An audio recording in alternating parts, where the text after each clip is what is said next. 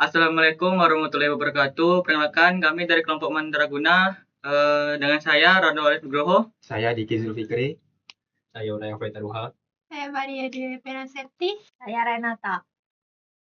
Tujuan dari pembuatan video ini adalah untuk mempresentasikan materi polimorfisme dalam pemrograman Java. Di sini kita bakalan masuk ke dalam materi. Di sini saya akan menjelaskan apa itu polimorfisme. Polimorfisme berasal dari bahasa Yunani yang artinya poli itu banyak dan morf artinya bentuk. Di dalam konteks pemrograman, kemampuan suatu objek, metode, atau operator memiliki banyak bentuk yang berbeda tergantung pada konteks pemanggil.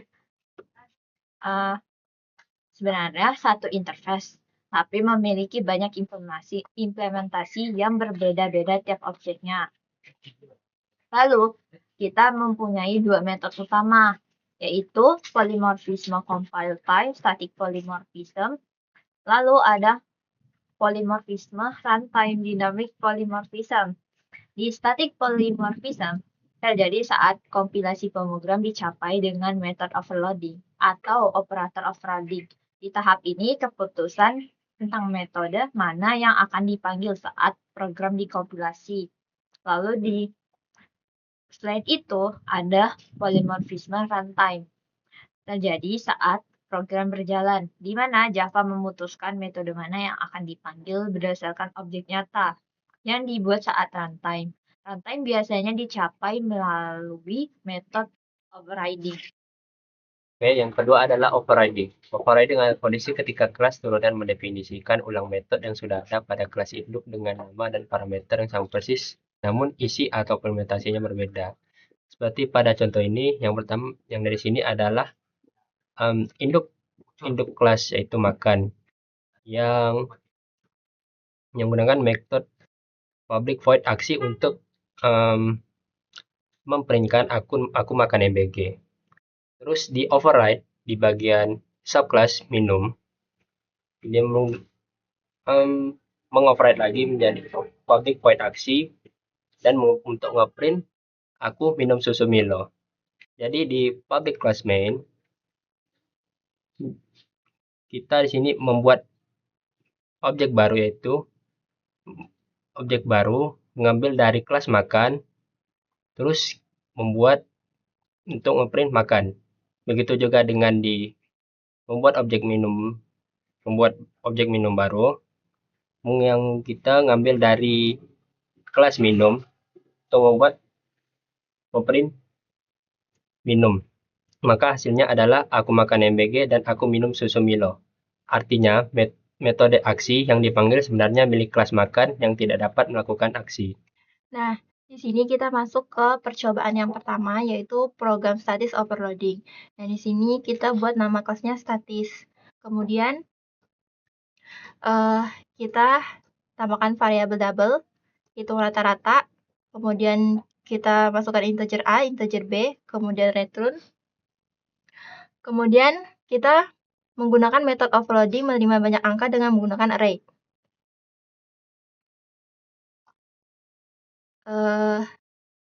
Di sini kita deklarasikan array-nya dengan kumpulan angka, kemudian double total sama dengan 0. Kemudian kita menggunakan for double angka, kumpulan angka, kemudian total ditambah sama dengan angka. Return total. Kemudian kita masuk ke program utama main method. Di sini kita membuat objek dengan scanner input new scanner. Kemudian kita masukkan output untuk menampilkan program static overloading. Di sini kita masukkan programnya static overloading, kemudian untuk pilihan menu, kemudian untuk menunya ada menu 1 dan menu 2. Untuk menu 1 itu hitung rata-rata 2 angka, kemudian untuk menu 2-nya kita hitung rata-rata banyaknya angka dengan array. Kemudian kita melakukan perulangan dengan if else. Di sini untuk if-nya, untuk pilihan pertama, jika mengambil input untuk metode yang pertama. Kita deklarasikan dengan in angka 1, input next in, ini untuk jika memilih pilihan pertama dan menghitung angka pertama yang dimasukkan. Kemudian untuk selanjutnya menghitung angka yang kedua. Untuk perhitungannya itu double hasil, hitung rata-rata angka 1 dan angka 2. Kemudian untuk else if-nya itu untuk pilihan kedua. Kemudian kita masukkan integer, jumlah, input, next in untuk mengambil input untuk metode 2 array. Kemudian kita masuk ke looping untuk mengisi array dari input luar, yaitu menggunakan for. Di sini for integer i sama dengan 0, kemudian i lebih kecil dari jumlah i plus plus. Kemudian data i ini untuk memasukkan data ke i. Di sini dijelaskan di sini i plus 1. Kemudian memanggil metode versi array dengan double hasil hitung rata-rata data angka. Kemudian kita print hasil rata-rata array, kemudian hasil. Kemudian untuk else-nya, jika pilihan tidak valid. Untuk menutup scanner, kita bisa menggunakan input close. Ini untuk hasil output-nya. Di sini, untuk hasil output-nya yang pertama itu tampilan program static overloading. Dengan pilihan menu yang telah tadi dibuat, dengan yang pertama, hitung rata-rata 2 angka. Untuk pilihan kedua, yaitu hitung rata-rata banyak angka dengan array. Di sini, saya memasukkan pilihan yang pertama. Kemudian di sini, masukkan angka yang pertama, yaitu angka yang saya masukkan ada 12. Kemudian masukkan angka yang kedua, yaitu 13. Nah, perhitungan rata-rata menggunakan metode 2 parameter. Kemudian hasil rata-rata adalah 12,50. Baik, selanjutnya akan melanjutkan yaitu program dinamis overriding yang saya buat package-nya itu berupa karakter game. Yang pertama adalah induk class atau istilahnya cetakannya yang akan mengprint gerakan dasarnya, yaitu karakter melakukan gerakan dasar. Selanjutnya akan dilanjutkan dengan kelas prajurit, yaitu subkelas yang pertama. Di subkelas pertama ini ada aksi spesial yang hanya bisa dilakukan oleh seorang prajurit, yaitu sabet musuh pakai pedang gede yang akan menghasilkan damage 50 plus critical. Selanjutnya adalah subkelas kedua, yaitu penyihir.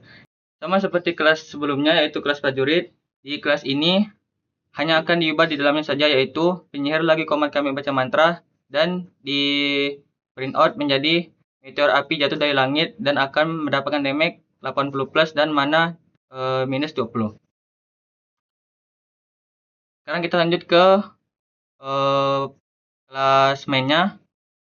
Di kelas main ini kita akan berfokus pada hasil outputnya, yaitu yang pertama ada SO seleksi karakter game RPG, yang dimana akan diberikan 2 pilihan, yaitu pilih prajurit atau pilih penyihir. Nah, jika kita memilih pilihan pertama yaitu prajurit, maka akan melakukan yang sebelumnya sudah saya jelaskan, yaitu sabet musuh dengan pedang gede. Selanjutnya yaitu pilihan kedua. Jika kita memilih pilihan kedua, maka akan melakukan apa yang penyihir lakukan di kelasnya, yaitu membuat bola api besar. Dan yang terakhir adalah S-out jika kita memilih pilihan misalnya nomor 3, yaitu tidak akan menghasilkan apa-apa karena pilihan yang dibahas hanya sampai nomor 2. Selanjutnya saya akan masuk ke percobaan 3. Percobaan 3 akan menggabungkan polimorfisme statis dan dinamis. Pada percobaan 3 saya membuat sebuah proses pembayaran sederhana. Di sini saya membuat superkelas pembayaran. Fungsi dari kelas ini adalah untuk menginisialisasi nilai awal. Lalu selanjutnya ada subkelas, yaitu e-wallet. Fungsi dari kelas e-wallet ini adalah untuk menyimpan nomor HP yang akan diinputkan oleh user dan juga mengoverride proses pembayaran yang ada pada superkelas tadi, sehingga yang ditampilkan adalah proses pembayaran untuk e-wallet. Lalu selanjutnya ada subkelas kartu kredit. Kelas ini berfungsi untuk menyimpan nomor kartu yang akan diinputkan oleh user. Lalu juga di sini ada 3 metode yang sama dengan parameter yang berbeda. Pertama, ini adalah proses pembayaran jika dilakukan secara normal. Yang kedua, ini dilakukan jika pengguna menggunakan kode promo sehingga mendapatkan diskon sebesar 15%. 15.000. Lalu selanjutnya, jika pengguna ingin melakukan cicilan per bulan. Sini terjadi polimorfisme statis karena ada metode yang sama tetapi parameternya berbeda. Lalu selanjutnya masuk ke programmen. Pada saat programmen dijalankan, program akan meminta user untuk memasukkan total belanja. Lalu setelah itu, program akan meminta metode pembayaran apa yang akan dilakukan oleh pengguna, apakah kartu kredit atau e-wallet. Jika kartu kredit, maka akan masuk ke logika if di sini. Jika menggunakan kartu kredit, maka program akan meminta nomor kartu kredit dari pengguna, lalu meminta metode pembayaran apa yang ingin pengguna gunakan, apakah pembayaran normal, kode promo, atau ubah ke cicilan. Lalu diminta untuk menginput 1, 2, atau 3. Jika pengguna menginputkan 1, maka pembayaran dilakukan secara normal. Jika kedua, pembayaran dilakukan dengan menggunakan kode promo dan mendapatkan diskon 15.000. Lalu yang ketiga, pengguna menggunakan cicilan per bulannya. Tapi jika tidak ada salah satu dari itu, maka opsi tidak valid dan proses pembayaran dihentikan. Ya, berjalan secara normal. Lalu jika pengguna mengetikkan nomor 2 setelah program meminta metode pembayarannya tadi, maka dia akan meminta memasukkan nomor HP e-wallet dari pengguna dan melakukan proses pembayaran secara normal. Tapi jika tidak ada opsi yang valid, maka metode pembayaran tidak valid dan akan error. Untuk programnya akan saya demonstrasikan secara langsung. Jadi misalnya di sini saya memasukkan total belanja sebesar 100.000 dan menggunakan kartu kredit sebagai metode pembayarannya dan memasukkan nomor kartu kreditnya. Lalu saya ingin menggunakan kode promo dan memasukkan kode promonya. Maka hasil yang ditampilkan ada seperti ini.